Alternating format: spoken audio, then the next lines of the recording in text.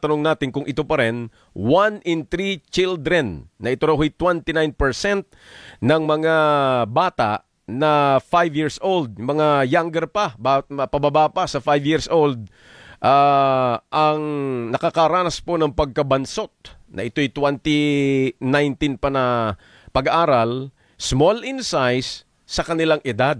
Ayan, yan ho yung sinasabi niya. No? Ito pa, pangalawa na lang, bago natin sila isama. Ang bansa raw po ay pang-5 sa mga bansa sa East Asia and Pacific region na may pinakamataas po ng prevalence ng pagkabansot, stunting, and is among the 10 countries in the world, kabilang sa 10 mga bansa sa mundo na may napakataas pong kaso nga ng mga bansot. Okay. At may bago hong libro ang mga magagaling na researcher po ng Philippine Institute for Development Studies. Importante itong pag-usapan ho natin, Raising the Bar, Understanding, pag-unawa, and solving, pag-solve sa chronic malnutrition sa Pilipinas. So ito ho'y pinagtutugma natin. Kaya makakasama ho natin yung mga author po nitong aklat na ito, si Dr. Valerie Gilbert Ulep, Senior Research Fellow and Program Director, Health Economics and Finance Program, at saka si Mr. Daryl Casas, R&D MPH. Siya rin po ay Senior Research Specialist, Health Economics and Finance Program, Philippine Institute for Development Studies. Magandang gabi po, Dr. Ulep, tsaka Mr. Casas, at welcome po sa DCMM Teleradyo. Magandang gabi, Sir Ricky. Opo. At sa mga kinig po ng iyong programa. Opo. Ang napaka-importanting siguro, teka, si Sir Lyle ba? Tama ba ito o Daryl na lang, sir? Okay lang po, Lyle na lang. Lyle. Pasensya na. Okay, sige. Ako, welcome po sa DCMM. Salamat muna sa inyong pagpapaunlak po sa atin. Parang importante ho ritong pag-usapan yung first 100 days of life na binabanggit po ninyo. No? Unang 100 ng buhay natin bilang tao. At syempre, may kinalaman nga ito dito sa napakalaking usapin natin ng stunting. Ano ho ba talaga ang nito? Paano natin ipapaliwanag ito doon sa mga nakikinig nanonood po sa atin? Lalo na yung mga nanay, naku, makinig ho kayong maigi, ha? Mga nanay, mga tatay, dahil ito'y tulong-tulong yung pamilya sa pag-address po nito. Hindi lang eskwelahan to pamilya muna. Si Dr. Valerie siguro muna, Dr. Ulep, ano ho bang ibig sabihin? Gaano ito kahalaga? Okay, Sir Ricky, no? So, ang first 1,000 days of life... 1,000 pala, sorry. Oo, hindi 100 lang. First 1,000. Ang first 1,000 days of life ay ang panahon mula sa pagbubuntis ng nanay hanggang sa second birthday ng bata. Ayon sa pag-aaral, ito yung pinaka-critical na period sa pag-unlad ng utak, katawan at kalusugan ng isang bata. No? Kapag kulang ang nutrisyon ng ina o sanggol sa panahong ito, itong first 1,000 days, maaring magkaroon ng permanenteng epekto sa paglaki, pag-iisip at kalusugan ng bata. Kaya napakahalaga yung first 1,000 days na may access ang nanay at ang bata sa tamang nutrisyon at tamang serbisyong pangkalusugan. No? Kung hindi maibibigay yung tamang nutrisyon sa edad na ito, malaki yung tsansa na maging permanente yung pagiging bansot na sinasabi nyo kanina. No? Opo. At naptong habulin, no? yung first 1,000 days, ayon sa pag-aaral, hindi ito reversible. No? Hindi na ito mahabol. Maibabalik. First 1,000 days. Kaya importante no, na matutukan natin yung nutrition at kalusugan ng bata no, sa panahong ito. No? So, hindi talaga nahahabol ng kahit gaano kadaming feeding program, etc. kung hindi natin tututukan yung first 1,000 days. Oo. Kumbaga, ito ang simula. Kung hindi ito maayos, kung hindi maganda ang unang 1,000 araw natin no, sa mundong ito, dito magsisimula nga ang pagkabansot. No? At so parang pwedeng tingnan din ito dun sa role ng nanay. Ho? Kasi parang may figure din ito, may stat din kayong lumalabas sa kalalagayan ng isang nanay na nagbubuntis ng isang individual, no? Ng isang bata. Ano hong lumalabas dyan, Dr. Ulep? Marami po kasing nanay na pag nagbuntis po sila, malnourished din po sila. No? Ayun. So, ang ibig pong sabihin, pag malnourished po yung nanay na bubuntis, nakaka-apekto po yun sa bata. Dun sa pinagbubuntis yung bata at dun po nagsimula yung first 1,000 days, no? Opo. So, kailangan din po natin bigyan ng nutrition yung nanay, no, habang habang buntis siya at magbubuntis. Okay, sige. So kayo na ho din muna ang magsabi bago ako pumunta kay Mr. Lyle, no? So meron nga tayong chronic malnutrition ngayon dito sa ating bansa. Ano bang ibig sabihin nito? At siguro para din yung para may basic knowledge yung mga nakikinig nanonood sa atin, gaano po ito ngayong kaseryosong problema ng ating bansa? Kanina bago tayo pumasok, Dr. Ulep, sinasabi ko na may ilang nagsusulong na gawin itong national emergency itong problema natin sa pagkabansot. Paano ho ba? Anong lagay natin ngayon? Ano ba itong chronic malnutrition?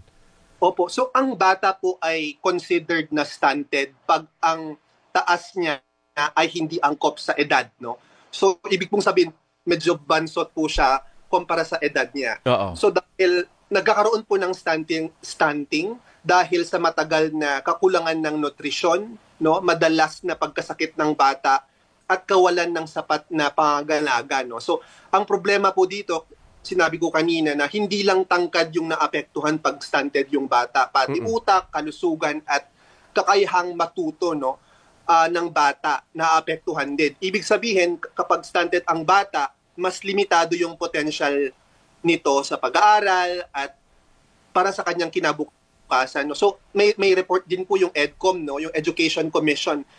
Kahit yung stunting po ay problema ng nutrition at kalusugan, pag niyo yung report po ng EDCOM, malaki pong paksa doon ay stunting or nutrition. Kasi kahit pag hindi natin na-solve yung nutrition, kahit gaano kalaki yung binibigay natin sa education sector, magkakaroon po tayo ng problema. So kailangan po ma-address yung nutrition ng isang bata, no, bago pa lang sila pumasok sa eskwela. Yan. So ibig sabihin, nutrition, no? Kanina po binabanggit na ni Dr. Ulep yung sa nanay, ang mga nakikinig po sa ating mga nanay.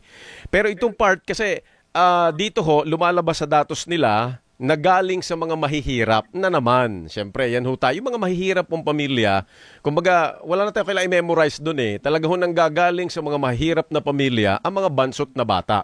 Okay, ito yung tanong naman natin kay Sir Lyle, no? Kay Mr. Casas. Kasi hindi lang ito sa nanay o nutrisyon. Parang yung part po ninyo sa libro ang may kinalaman naman dun sa ibang aspect, no? Like tubig, palikuran, di ba? Sir Lyle, ano naman ho kinalaman yan? Palikuran, tubig, ano nakita ninyo sa inyong pag-aaral tungkol dito?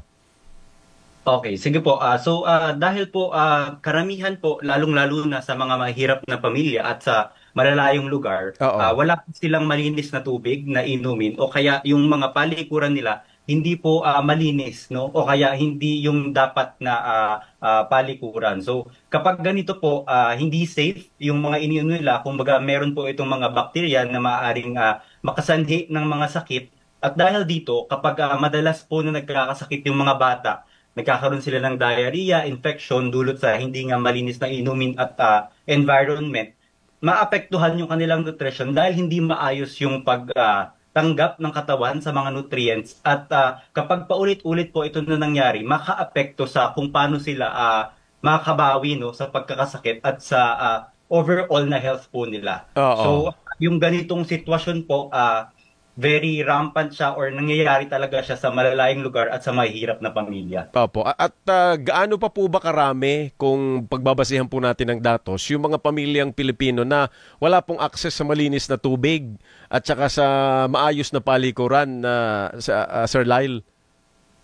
Okay, so yung karamihan po sa bansa natin, halos lahat naman, halos 97% meron ng access sa safe water. Kaya lang, kung titingnan natin ng mas malapit, yung mga malalayong lugar tulad po sa BARM or sa Mimaropa, dito po tumataas ng higit 1 to 50% ang gumagamit ng mga unsafe na sources ng tubig. Sa palikuran naman po, sa buong bansa, halos 80 to 90% meron na po. Kaya lang, kapag dun po sa mga lugar nga na nabanggit ko kanina, meron pa rin mga bata, 4 in 10 na mga bata, ay gumagamit pa rin ng open defecation or yung walang palikuran na nararapat, no, para sa maayos na kapaligiran po. Kapaligiran, no? Kasi ang simple lang yung sinasabi ni Mr. Casas, no, yung kahit may intervention ka naman, pero kung ang ginagalawan mo na environment, halimbawa, wala kang maayos na palikuran, 'di ba? Hindi din maayos yung tubig na iniinom mo. Talagang makakaapekto yun sa nutrisyon ng bata. Sige. So pag-usapan naman natin ngayon, simulan na rin natin sa inyo, Mr. Casas, no? Yung siyempre, alam ho naman natin na may ginagawa ho yung gobyerno, no? 'Di ba? May mga nutrition program, alam ho natin 'yan. Pero yata sa findings ninyo sa libro ninyo, hindi maayos ang implementation ho nito. Ano bang nakita ho ninyo sa inyong pag-aaral? Dun po sa pag-aaral natin, so tinignan po natin yung mga tinatawag nating social protection programs na ginagawa sa bansa, kagaya ng 4Ps o yung sinasabi nating pantawid ng pamilyang Pilipino. Yan, 4Ps. Oo. So ito po yung programa ng gobyerno na maaaring makatulong sa nutrisyon ng mga bata dahil binibigyan natin ng access yung pamilya para sa maayos na pagkain, kalusugan at iba pa. Kaya lang, nakita po natin na hindi pa natin masabi na direktang nakakatulong talaga ito sa nutrition ng mga bata dahil marami pang kailangan na i-improve sa pag-implement nito, sa pag-monitor at kagaya po ng napag-usapan kanina, hindi rin agarang nagre-resulta sa maayos na nutrisyon kapag nadagdagan ng income o pera ang mga pamilya. Dahil syempre po may iba pa pong mga nakakaapekto rin kagaya ng patuloy na pagtaas ng bilihin, maraming ibang prioridad ang pamilya. So kailangan pa po na i-expand ito at saka hindi lang ito yung dapat na blanket na solution lang natin para sa undernutrition po. Alright. So kumbaga, napakalaki yung programa ng 4Ps din eh. Siguro kay Dr. Ulep ito, no, na paano nga ho yun? Ano pa ang dapat gawin ng gobyerno natin para ho protektahan dito yung mga mahihirap na pamilya? Kasi sila naman ho talaga yung lantad na lantad dyan, Dr. Ulep eh. Kung may weaknesses ang implementation ng 4Ps, lalo na nga po na ang target ay mahihirap, may mga, siguro sa recommendation ninyo yung sa libron ho, anong mga nire-recommend po ninyo, Dr. Ulep? So kagaya po ng sinabi ko, no, kailangan po na tutukan yung first 1,000 days, no. Nung tinignan po namin yung mga programa ng gobyerno, no, malaki po talaga yung binibigay po na allocation para sa school feeding program. Pero nakita po namin na masyadong maliit yung binibigay ng mga programa sa first 1,000 days. So dapat dito po natin tutukan, no, maglagay tayo ng maraming programa dito sa first 1,000 days. For example, suporta po para sa kalusugan ng mga buntis at ng mga bata, no, sa pamamagitan po ng pagbibigay ng comprehensive primary care service program sa mga rural health units at barangay health station, no. Importante yung role po ng PhilHealth dito. Yan.